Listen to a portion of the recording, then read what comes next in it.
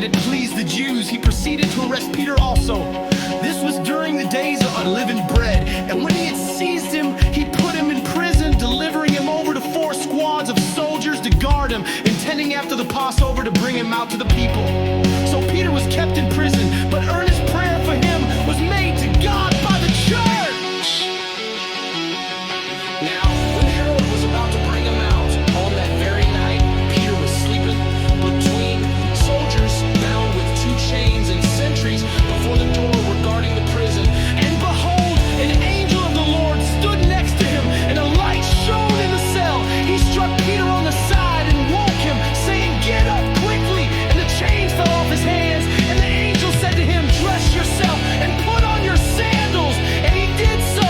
And he said to him, "Wrap your cloak around you and follow me." And he went out and followed him. He did not know that what was being done by the angel was real, but thought he was seeing a vision. When they had passed the first and the second guard, they came to the iron gate leading into the city. It opened for them of its own accord, and they went out and went along one street. And immediately the angel left him. When Peter came to himself, he said, "Now I am sure that the Lord has sent his angel and rescued me from the hand of Herod and from all that the Jewish people were expecting."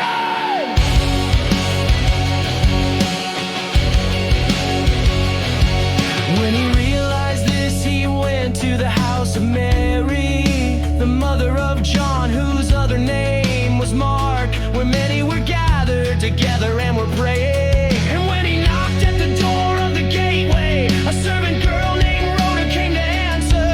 Recognizing Peter's voice in her joy, she did not open the gate, but ran in and reported that Peter was standing at the gate. They said to her, "You are out of your mind," but she kept insisting that it was so.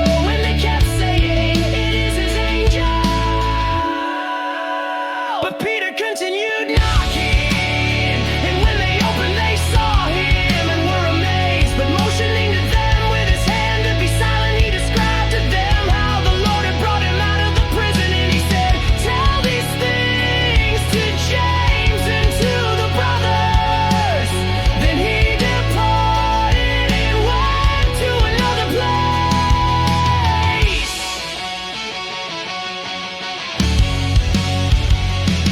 Now when day came, there was no little disturbance among the soldiers over what had become of Peter. And after Herod searched for him and did not find him, he examined the sentries and ordered that they should be put to death. Then he went down from Judea to Caesarea and spent time there.